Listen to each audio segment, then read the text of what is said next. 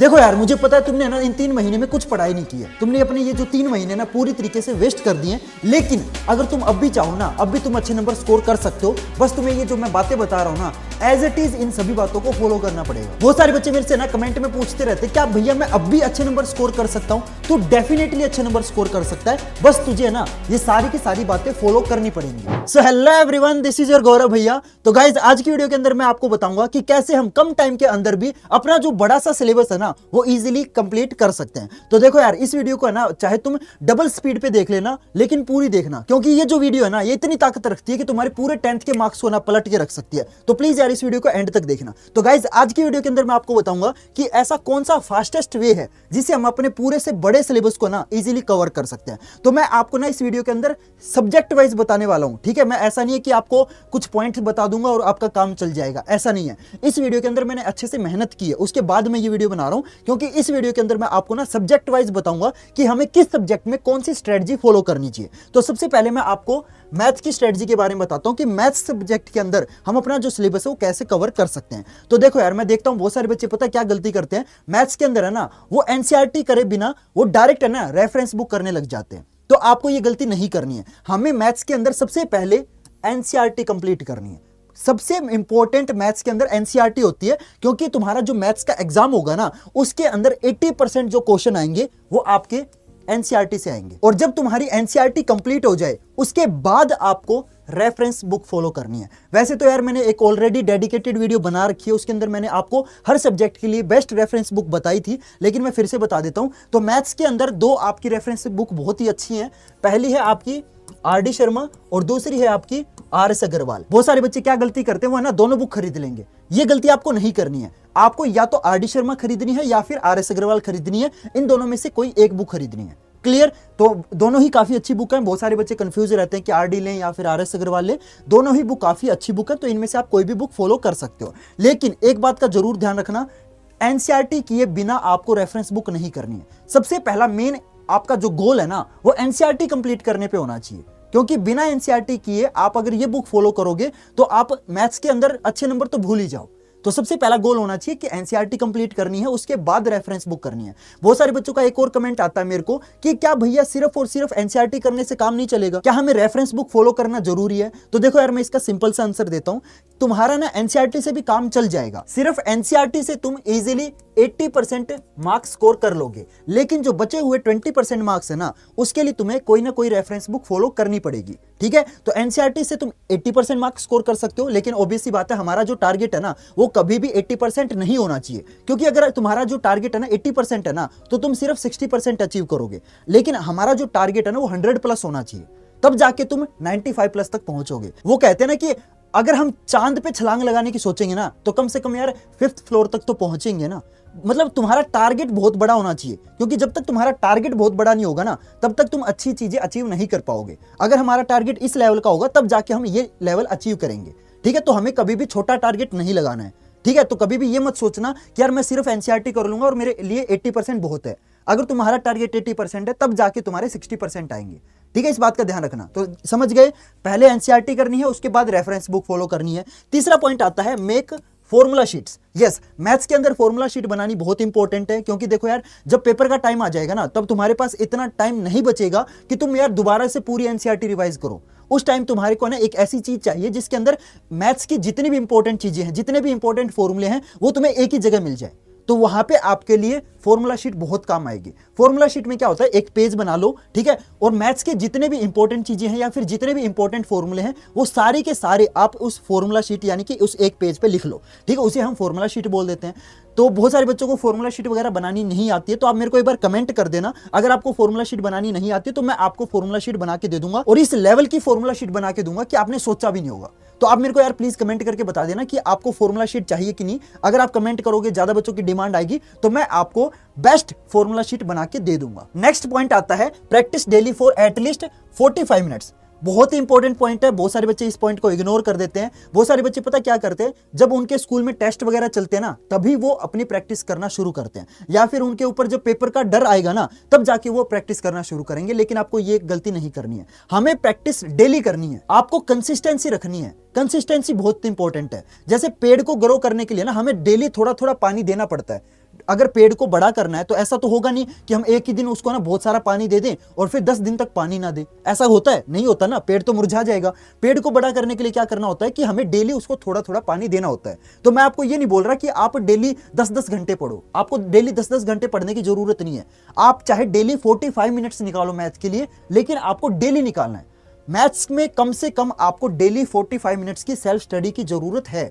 और मैथ यार देखो, पूरा का पूरा आपका जो सब्जेक्ट है ना, वो आपका प्रैक्टिस बेस्ड है। जब तक मैथ्स के अंदर प्रैक्टिस नहीं करोगे तब तक काम नहीं चलेगा। ठीक है, तो आपको आज से ही अपना टारगेट बना लेना है कि आप डेली मैथ्स के अंदर कम से कम 45 मिनट की प्रैक्टिस करोगे। Clear everyone? ठीक है, तो ये तो थी यार आपकी मैथ्स की स्ट्रेटजी, जो कि आपको इस महीने पूरे अच्छे से फॉलो करनी है। अगले महीने आपको क्या स्ट्रेटजी फॉलो करनी है वो मैं आपको अगली वीडियो में बता दूंगा। ठीक है, तो मैं आपको मंथ ऑन मंथ जो वीडियोस है ना, वो मैं आपको प्रोवाइड करता रहूंगा। मैं आपको ना पूरे साल गाइड करूंगा, तो आप मेरे इस चैनल को सब्सक्राइब कर सकते हो, क्योंकि इस चैनल के ऊपर आपके लिए डेली गाइडेंस वीडियो जो है वो आती रहेंगी। क्लियर?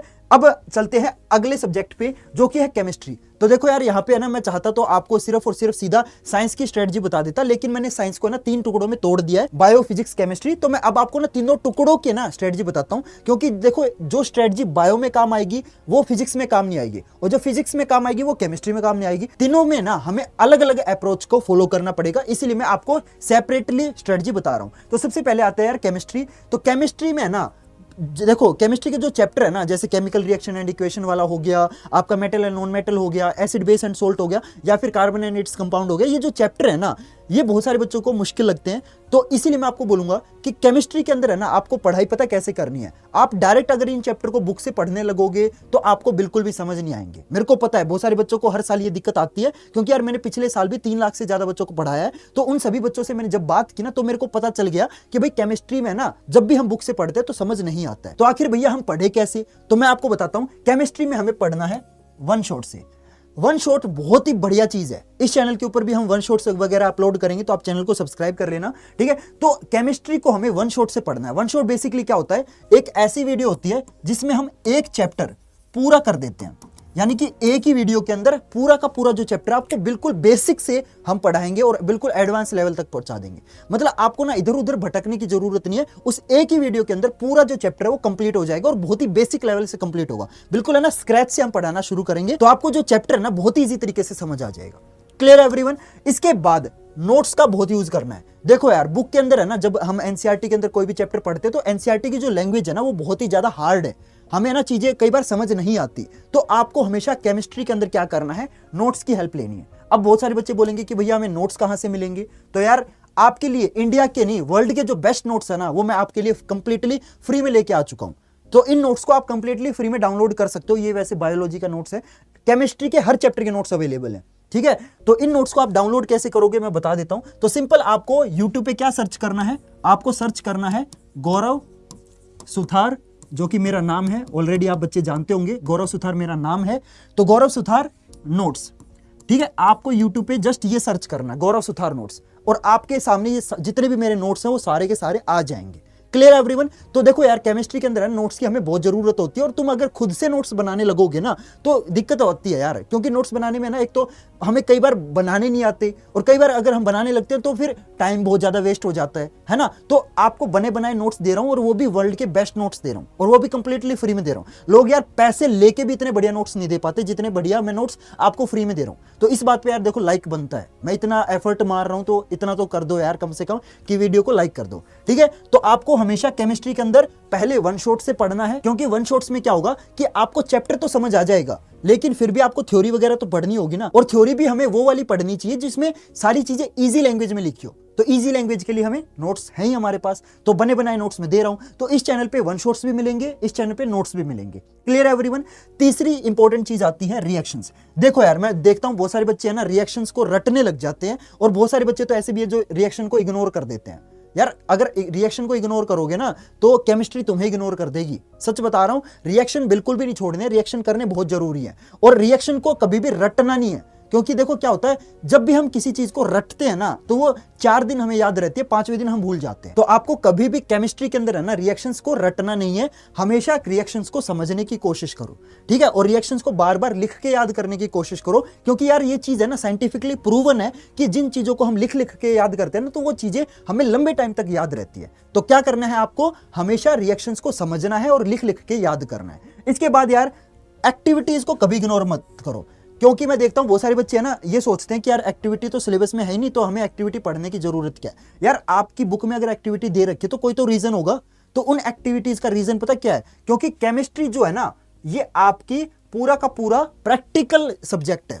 जब तक आप प्रैक्टिकली इस सब्जेक्ट को समझोगे नहीं ना, अगर आप केमिस्ट्री के अंदर सारी चीजें रटने लगोगे तो कैसे काम चलेगा, नहीं चलेगा ना। तो आपको एक्टिविटीज पढ़नी है। मैं ये नहीं बोल रहा कि एक्टिविटीज को रटो या ऐसा नहीं बोल रहा, जस्ट एक्टिविटीज को पढ़ो, इग्नोर मत करो और एक्टिविटीज को समझो कि आपके चैप्टर में जो टॉपिक पढ़ाया गया है वो इस एक्टिविटी में कहां यूज हो रहा है। ये बहुत इंपॉर्टेंट है, ठीक है। तो एक्टिविटीज को इग्नोर नहीं करना है, क्योंकि एक्टिविटीज से क्या होगा, आपको वो जो टॉपिक है ना, जो आपकी बुक में टॉपिक दे रखा है वो आपको और भी डिटेल वे में और बहुत डीपली वे में समझ आएगा।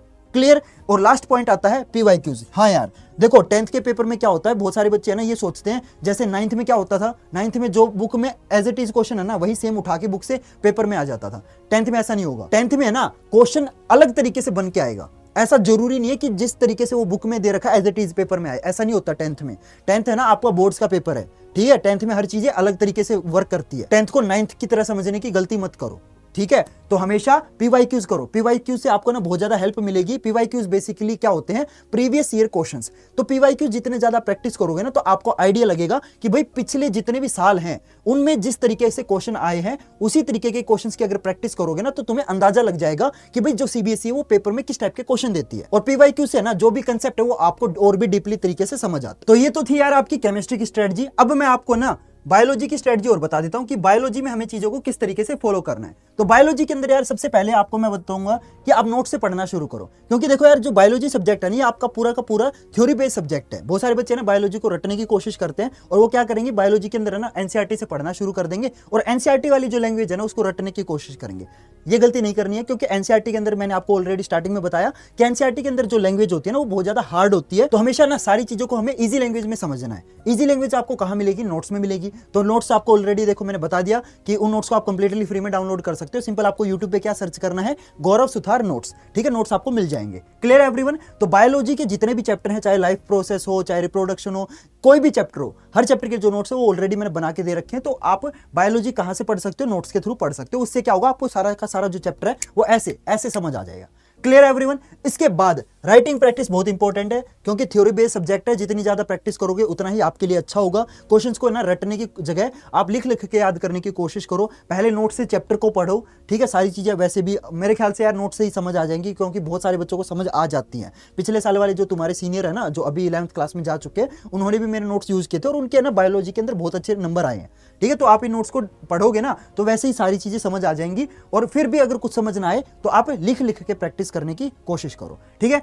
और एमसीक्यू करने बहुत जरूरी है। बहुत सारे बच्चों को मैं देखता हूं वो पता है क्या करते हैं, बायोलॉजी के अंदर ना एमसीक्यूज की प्रैक्टिस नहीं करते, वो ना बड़े बड़े क्वेश्चंस को रटने में लगे रहते हैं। एमसीक्यूज भी आपको करने हैं, क्योंकि तुम्हारे पेपर के अंदर ना बायोलॉजी में से भी बहुत सारे एमसीक्यू आते हैं, वो आपको इग्नोर नहीं करने हैं। क्योंकि पिछले साल भी ना बहुत सारे बच्चों ने ना एमसीक्यू नहीं किए थे, उनके ना बड़े बड़े क्वेश्चन में तो नंबर आ गए, लेकिन एमसीक्यू की वजह से ना उनके नंबर काफी कट गए थे। तो ये गलती आपको नहीं करनी है, बायोलॉजी में एमसीक्यू इग्नोर नहीं करने हैं। और यार जितने भी डायग्राम्स है वो तो आपको वैसे भी पता ही होगा, जैसे आपका किडनी वाला डायग्राम है, या फिर रिप्रोडक्शन में मेल रिप्रोडक्टिव सिस्टम और फीमेल रिप्रोडक्टिव सिस्टम है, या लाइफ प्रोसेस के अंदर भी बहुत सारे डायग्राम है ना, रेस्पिरेशन वाला डायग्राम है। तो जितने भी आपके डायग्राम है उनकी अच्छे से प्रैक्टिस करनी है। हर डायग्राम को ना तुम्हें पेंसिल से ड्रॉ कर करके याद करना है, ठीक है। जितनी ज्यादा प्रैक्टिस करोगे डायग्राम की उतना तुम्हारा हाथ साफ होता चला जाएगा, ठीक है। उतना तुम इजीली डायग्राम्स को ड्रॉ कर लोगे। और जितनी ज्यादा प्रैक्टिस करोगे उतना ना तुम्हारा जो टाइम है ना डायग्राम ड्रॉ करने का वो भी रिड्यूस होगा। क्योंकि मैं देखता हूं बहुत सारे बच्चे ना डायग्राम की प्रैक्टिस करते नहीं है, एक दो बार प्रैक्टिस करेंगे, लेकिन फिर जब पेपर में डायग्राम ड्रॉ करना आएगा ना तो वो डायग्राम में ना बहुत टाइम वेस्ट कर देते हैं, क्योंकि पेपर से पहले उन्होंने प्रैक्टिस की नहीं है। जितने ज्यादा डायग्राम्स की प्रैक्टिस करोगे उतना तुम्हारा डायग्राम को ड्रॉ करने का जो टाइम है ना वो भी काफी रिड्यूस होगा। तो डायग्राम्स की भी प्रैक्टिस करनी है। ये हो गई हमारी बायोलॉजी की स्ट्रेटजी। अब मैं आपको फिजिक्स की स्ट्रेटजी बताता हूं। तो फिजिक्स के अंदर भी यार देखो हमें जितने भी चैप्टर है फिजिक्स के अंदर वो भी आपको वन शॉट से पढ़ने हैं। चाहे आपका लाइट वाला चैप्टर हो, चाहे आपका human I and colourful world वाला चैप्टर हो, तो जितने भी चैप्टर हैं उनको हमें वन शॉट्स के थ्रू पढ़ना है। नोट्स ऑलरेडी मैंने आपको बता दिया, साइंस और एसएसटी में नोट्स बहुत इंपॉर्टेंट है। मैथ्स के अंदर फॉर्मूला शीट बनानी है, वैसे यार आपको खुद बनाने की जरूरत नहीं है, मैं आपको फॉर्मूला शीट प्रोवाइड कर दूंगा। तो मैथ्स के अंदर फॉर्मूला शीट हो गई, साइंस और एसएसटी के अंदर नोट्स हो गए, हिंदी और इंग्लिश के अंदर यार आपको नोट्स वगैरह की जरूरत नहीं है, ठीक है। तो साइंस और एसएसटी में नोट्स बहुत बड़ा रोल प्ले करेंगे, तो साइंस और एसएसटी के जो नोट्स है वो मैं आपको प्रोवाइड कर दूंगा। तो फिजिक्स भी हमें वन शॉट और नोट्स के थ्रू पढ़नी है। कंसेप्ट्स को समझना बहुत जरूरी है, क्योंकि यार देखो फिजिक्स भी आपका प्रैक्टिकल सब्जेक्ट है, जितना ज्यादा हम कंसेप्ट समझेंगे उतना ही हमें आसानी से फिजिक्स समझ आएगी। तो हमेशा फिजिक्स के अंदर कंसेप्ट समझने की कोशिश करो, चाहे आपका लाइट रिफ्लेक्शन एंड रिफ्रैक्शन वाला चैप्टर हो, चाहे आपका ह्यूमन आई वाला चैप्टर हो, चाहे आपका इलेक्ट्रिसिटी वाला चैप्टर हो, चाहे आपका magnetic effects of electric current वाला चैप्टर हो। क्योंकि अगर आप एक चीज नोटिस करोगे ना, ये जो आपके चारों के चारों जो चैप्टर हैं ये कहीं ना कहीं आपकी रियल लाइफ के ऊपर बेस्ड है। तो अगर आप इन चारों के चारों चैप्टर को मतलब कंसेप्ट वाइज समझने की कोशिश करोगे, थोड़ा सा रियल लाइफ से जोड़ के समझने की कोशिश करोगे, तभी जाके आपको फिजिक्स अच्छे से समझ आएगी। तो कंसेप्ट समझना बहुत जरूरी है। न्यूमेरिकल्स की प्रैक्टिस करनी है। फिजिक्स के अंदर जितने भी आपके फॉर्मूले हैं, जैसे आपका लाइट रिफ्लेक्शन एंड रिफ्रैक्शन वाला जो चैप्टर है उसके अंदर बहुत सारे फॉर्मूले हैं, इलेक्ट्रिसिटी वाले चैप्टर के अंदर भी बहुत सारे फॉर्मूले हैं। तो इन दोनों चैप्टर के जितने भी न्यूमेरिकल्स है अच्छे से प्रैक्टिस करनी है, क्योंकि फिजिक्स का जो पेपर आएगा ना उसके अंदर आपके न्यूमेरिकल्स डेफिनेटली आएंगे। तो न्यूमेरिकल बिल्कुल भी नहीं छोड़ने हैं, ठीक है। और लास्ट में यार मैं आपको बोलूंगा कि पीवाईक्यूज करो, ताकि आपको आइडिया लगे कि भाई फिजिक्स के पेपर के अंदर किस टाइप के क्वेश्चन आते हैं, किस टाइप के न्यूमेरिकल आते हैं। पिछले 10 साल में जितने भी आपके न्यूमेरिकल आए हैं वो भी आपको अच्छे से प्रैक्टिस करनी है। तो ये हो गई हमारी फिजिक्स की स्ट्रेटजी। अब मैं आपको अगले सब्जेक्ट के, ये आपके फिजिक्स के नोट्स हैं, ठीक है। तो इनको मैंने आपको ऑलरेडी बता दिया, सिंपल आपको कैसे डाउनलोड करने हैं। सिंपल आपको नेट पे सर्च करना है गौरव सुथार नोट्स, ठीक है। तो इन नोट्स को आप डाउनलोड कर लेना। क्लियर है एवरीवन? तो सिंपल आपको YouTube पे सर्च करना है, साइंस के और एसएसटी के नोट्स आपको मिल जाएंगे। क्लियर? इसके बाद यार आपका अगला सब्जेक्ट आता है जो कि बहुत सारे बच्चों को मुश्किल लगता है, जो कि है आपका एसएसटी। तो मैं आपको एसएसटी की स्ट्रेटजी बताता हूं। तो एसएसटी के अंदर सबसे पहले आपको एनसीईआरटी पढ़नी है। देखो यार एसएसटी के अंदर है ना ज्यादा रेफरेंस बुक वगैरह काम आती नहीं है। एसएसटी के अंदर वैसे यार ऑलरेडी इतनी सारी बुक्स हैं, राइट। जियोग्राफी की अलग, हिस्ट्री की अलग, सिविक्स की अलग, इकोनॉमिक्स की अलग, तो यार पहले से ही दुनिया भर की किताबें हैं, राइट। तो अगर एक और रेफरेंस बुक ले लेंगे तो हमारा फिर तो जीना हराम हो जाएगा। तो आपको सबसे पहले एसएसटी के अंदर एनसीईआरटी पे फोकस करना है, और उसके बाद है ना आप सैंपल पेपर करना। सैंपल पेपर कब करने हैं? सैंपल पेपर आप जनवरी एंड फरवरी इन 2 महीने में करेंगे, ठीक है। सबसे पहले आपको फोकस जो है वो एनसीईआरटी कंप्लीट करने पे होना चाहिए। जब आपकी एनसीईआरटी कंप्लीट हो जाए उसके बाद आपको सैंपल पेपर करने हैं, और वो कब करने हैं? जनवरी और फरवरी के टाइम करने हैं। Clear everyone? मैं थोड़ा सा पेन का कलर चेंज कर देता हूं, येलो कर देता हूं, एक सेकेंड। हाँ, इसके बाद यार नोट्स आपको मैंने बताया, नोट्स बहुत इंपॉर्टेंट है। नोट्स को आप डाउनलोड कर सकते हो। एसएसटी के मैं नोट्स दिखा देता हूं। तो एसएसटी के यार one of the best notes बना रखे हैं, तो इनको भी आप कंप्लीटली फ्री में डाउनलोड कर सकते हो। तरीका आपको मैंने बता दिया है। तो एनसीईआरटी पढ़ने के बाद आपको नोट्स से पढ़ना है, क्योंकि एनसीईआरटी में है ना जो चैप्टर है वो बहुत बड़ा होता है, ठीक है। एनसीईआरटी में आपने एक बार चैप्टर पढ़ लिया तो इतना टाइम आपके पास बचेगा नहीं कि बार बार उन्हीं चैप्टर को रिवाइज करते रहो, इतना टाइम थोड़ी है, राइट। तो हमें क्या करना है, जब एनसीईआरटी में हम चैप्टर पढ़ लें, जब थोड़ा सा आपको ऊपर ऊपर का जो चैप्टर है वो समझ आ जाए, उसके बाद आपको नोट्स से पढ़ना है। क्योंकि नोट्स के अंदर है ना सिर्फ वही चीजें होती है जो इंपॉर्टेंट है। एनसीईआरटी के अंदर है ना बहुत सारी फालतू की चीजें लिखी होती है, नोट्स के अंदर वही चीजें मिलेंगी जो आपके पेपर में आती हैं, ठीक है। और नोट्स को ना आप इजीली रिवाइज भी कर सकते हो। नोट्स है ना आपके एग्जाम टाइम में बहुत हेल्प करेंगे, क्योंकि जब आपके एग्जाम बिल्कुल सर पे आ जाएंगे ना, तब आपके पास इतना टाइम नहीं होगा कि तुम दोबारा से एनसीईआरटी को रिवाइज करने बैठो। उस टाइम तुम्हारे को नोट्स बहुत हेल्प करेंगे। क्लियर है एवरीवन? तो एनसीईआरटी पढ़ने के बाद नोट्स पढ़ने हैं। उसके बाद यार आपको ना इंपॉर्टेंट डेट्स याद करनी बहुत जरूरी है। तो इंपॉर्टेंट डेट्स को आप याद कैसे करोगे? इंपॉर्टेंट डेट्स को याद करने का सबसे आसान तरीका है लिख लिख के याद करो, सिंपल, ठीक है। तो एक पेपर ले लो, उसके ऊपर जितनी भी इंपॉर्टेंट डेट्स आपकी, जैसे हिस्ट्री के अंदर बहुत सारी इंपॉर्टेंट डेट्स हैं, वो सारी उस पेपर पे नोट डाउन कर लो, और उनको बार बार याद करने की कोशिश करो। कैसे याद करना है? लिख लिख के याद करो, ठीक है। क्योंकि हिस्ट्री के अंदर से ना बहुत सारी जो डेट्स हैं वो आपके एग्जाम में पूछ ली जाती हैं। इसके बाद यार आपका अगला पॉइंट आता है कि यार जो चैप्टर है ना उसको यार एक मूवी की तरह याद करने की कोशिश करो। क्योंकि मैं देखता हूँ बहुत सारे बच्चों का डाउट रहता है कि भैया हमें ना चैप्टर समझ ही नहीं आता, तो कैसे समझ आएगा? तो मैं ना उसको रटने की कोशिश करते हो, उसको यार एक मूवी की तरह याद रखो। क्योंकि हिस्ट्री है ना बहुत ही इंटरेस्टिंग सब्जेक्ट है। हिस्ट्री को अगर तुम है ना एक तरीके से याद करोगे ना, जैसे फॉर एग्जांपल अकबर जो है उसका जन्म इस डेट को हुआ, ठीक है। अकबर ने इस उम्र में ये कारनामा किया, फिर उस उम्र में ये कांड किया, उस उम्र में ये लड़ाई की, और उस उम्र में ये टपक गया, ठीक है। तो एक फ्लो याद करो, ठीक है। डेट वाइज अगर फ्लो याद करोगे ना तो चीजें तुम्हें याद रहेंगी। ठीक है, डेट वाइज हर चीज को याद करने की कोशिश करो कि जो हमारे गांधी जी थे वो इस तारीख को पैदा हुए थे, इस तारीख को वो इस देश में गए थे, इस तारीख को वो ये यात्रा करने गए थे, इस तारीख में ये बॉम्ब ब्लास्ट हो गया था, इस तारीख में उनके जो है उनको जेल में डाल दिया गया था, या जो भी मतलब इवेंट होते हैं उनको डेट वाइज याद करो। समझ में आई बात? जितना तुम डेट वाइज हिस्ट्री को याद करोगे ना, उतना ही हिस्ट्री है ना तुम्हारे को इंटरेस्टिंग लगेगी। इसके बाद अगला पॉइंट आता है कि आंसर्स को है ना हमें पॉइंट्स में याद करना है। देखो यार, मेरे को इतना टाइम हो गया पढ़ाते हुए, इतना ज्यादा मेरे को एक्सपीरियंस है, उस बेसिस पे मैं आपको बता रहा हूँ कि पेपर के अंदर अगर तुम आंसर है ना पॉइंट वाइज लिख के आओगे ना तो तुम्हें ज्यादा नंबर मिलेंगे। मैं जानता हूँ बहुत सारे ऐसे बच्चे हैं जो क्या करते हैं, पेपर के अंदर है ना जो आंसर है उसको पैराग्राफ में लिख के आते हैं। उससे क्या होगा, जो तुम्हारा एग्जामिनर है ना, जो तुम्हारा पेपर चेक कर रहा है, उसको ना बहुत ज्यादा मुश्किल होगी तुम्हारा पेपर चेक करने में, और वो तुम्हारे नंबर काट लेगा। तो हमेशा जो आंसर है ना उसको पॉइंट्स में ही याद करो और पॉइंट्स में ही पेपर में लिख के आ जाओ, क्योंकि अगर तुम पॉइंट्स में याद नहीं करोगे तो फिर पेपर में पॉइंट्स में बना के लिखने में तुम्हें बहुत दिक्कत होगी। तो क्या करना है, याद ही हमें पॉइंट्स में करना है। पॉइंट्स में याद करोगे तो पॉइंट्स में आंसर लिखना इजी हो जाएगा। क्लियर है एवरीवन? और लास्ट में आता है यार राइटिंग प्रैक्टिस करना तो बहुत ही जरूरी है, क्योंकि एसएसटी है ना पूरा का पूरा आपका थ्योरेटिकल सब्जेक्ट है। लास्ट में यार बात आती है इंग्लिश की। अब मैं इंग्लिश की स्ट्रेटजी बताता हूं। तो इंग्लिश यार बहुत ही सिंपल सा सब्जेक्ट है, बहुत सारे बच्चों को मुश्किल लगता है, बट एक्चुअली में अगर तुम इसको ना थोड़ा सा सिंप्लीफाई वे में याद करने की कोशिश करो तो इंग्लिश से इजी सब्जेक्ट भी कोई नहीं है। तो इंग्लिश में क्या करना है, सबसे पहले एनसीईआरटी करनी है। मैं देखता हूँ बहुत सारे बच्चे पता क्या गलती करते हैं, वो डायरेक्ट ना समरी पढ़ने लग जाते हैं। यार बुक में अगर तुम्हें पूरा चैप्टर दे रखा तो तुम्हें डायरेक्ट समरी पे क्यों कूद रहे हो? डायरेक्ट हमें समरी नहीं पढ़नी, समरी हमारा सेकंड स्टेप होता है। पहले आपको एनसीईआरटी पढ़नी है। एनसीईआरटी के अंदर हर चैप्टर की जो डिटेल्स है ना, जो माइनर डिटेल्स है, उनको भी समझना है। और जितने भी इंग्लिश के जो चैप्टर हैं उनको एक स्टोरी की तरह याद करो। जैसे हमारी दादी या नानी बचपन में स्टोरी सुनाती थी ना, वो हमें याद हो जाती थी। जैसे हम कोई मूवी देखते हैं तो वो हमें 10 साल भी उस मूवी की स्टोरी हम कभी नहीं भूलेंगे। अगर मैं तुमसे तुम्हारी फेवरेट मूवी की स्टोरी पूछूं ना तो तुम चुटकी बजाते बता दोगे। क्यों? क्योंकि तुम्हारे को वो जो मूवी है ना वो एक स्टोरी की तरह याद है। तो हमेशा क्या करना है, इंग्लिश के भी जितने चैप्टर हैं, चाहे एसएसटी के चैप्टर हो चाहे इंग्लिश के हो, किसी भी सब्जेक्ट के जो चैप्टर हैं उनको एक स्टोरी की तरह याद करने की कोशिश करो, क्योंकि जब हम चीजों को स्टोरी की तरह याद करते हैं ना तो वो हमें लंबे टाइम तक याद रहती है। तो आपको सबसे पहले क्या करना है, इंग्लिश के अंदर एनसीईआरटी पढ़नी है और जो चैप्टर आप पढ़ रहे हो उसको एक स्टोरी की तरह याद करो।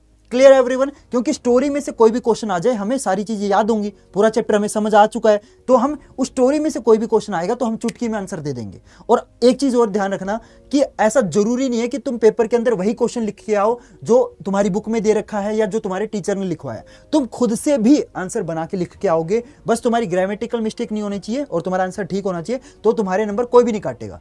तो तुम इस चीज के लिए तो बेफिक्र हो जाओ कि तुम्हें पेपर में वही आंसर लिखना है जो तुम्हारी बुक में लिखा हुआ है। ऐसा जरूरी नहीं है, तुम खुद से भी आंसर बना के लिख सकते हो। 10th में आने का ये तो सबसे बड़ा फायदा है। ठीक है, समझ में आई? इसके बाद यार एनसीईआरटी पढ़ने के बाद आपको समरी पढ़नी है, क्योंकि समरी में क्या होता है, सिर्फ वही मेन चीजें होती है जो आपके चैप्टर में लिखी होती हैं। ठीक है, तो अगर तुम एनसीईआरटी पढ़ लोगे उसके बाद समरी पढ़ोगे तो तुम्हें चैप्टर को रिवाइज करने में आसानी होगी। और लास्ट में राइटिंग प्रैक्टिस बहुत जरूरी है, क्योंकि देखो यार इंग्लिश में ना बहुत ही बड़ा मेजर पार्ट जो है वो ग्रामर ले लेती है। मैं देखता हूं बहुत सारे बच्चे ना ग्रामर को इग्नोर कर देते हैं। ग्रामर बहुत इंपॉर्टेंट है, ग्रामर को बिल्कुल भी इग्नोर नहीं करना है। और साथ में इंग्लिश के अंदर आपके लेटर राइटिंग वगैरह भी आते हैं, आपके ईमेल राइटिंग भी आता है, ठीक है, आपका ऐसे राइटिंग भी आता है, तो इनकी प्रैक्टिस करनी है। मैं देखता हूं बहुत सारे बच्चे ना इसको भी इग्नोर कर देते हैं, इसको इग्नोर नहीं करना है। इनकी भी आपको क्या करनी है, राइटिंग प्रैक्टिस करनी है। क्यों? क्योंकि इंग्लिश तो है ही यार आपका थ्योरी बेस्ड सब्जेक्ट, तो एसएसटी, इंग्लिश और हिंदी, इन तीनों की राइटिंग प्रैक्टिस करना बहुत इंपॉर्टेंट है। तो देखो यार मैंने आपको ना अब हर सब्जेक्ट की जो स्ट्रेटजी वो अच्छे से बता दी है, और मैंने देखो सारी चीजें आपको सब्जेक्ट वाइज बताई है कि भाई इस सब्जेक्ट में हमें ये स्ट्रेटजी फॉलो करनी है, उस सब्जेक्ट में हमें वो स्ट्रेटजी फॉलो करनी है। तो होप करता हूं यार देखो आपको सारी चीजें अच्छे से समझ आ गई होगी। देखो यार इन द एंड मेरा काम तो बताना है, मैं तुम्हें गाइड कर दूंगा, मैं आपको आखिरी टाइम तक गाइड करूंगा, लेकिन पढ़ना तुम्हारा काम है। अगर तुम खुद से नहीं पढ़ोगे, तुम खुद से मेहनत नहीं करोगे तो इस गाइडेंस का कोई फायदा नहीं है।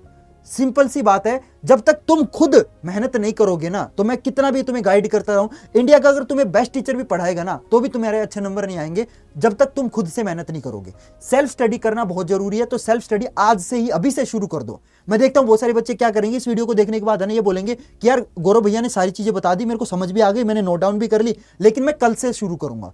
कल कभी नहीं आता, आज से, अभी से शुरू करो, क्योंकि जो अभी है ना वही है जो कुछ है। अगर तुम आज का काम कल पे टालोगे ना तो वो कल तो कभी आता ही नहीं है। आज तक नहीं आया वो कल, तो कल क्या आएगा?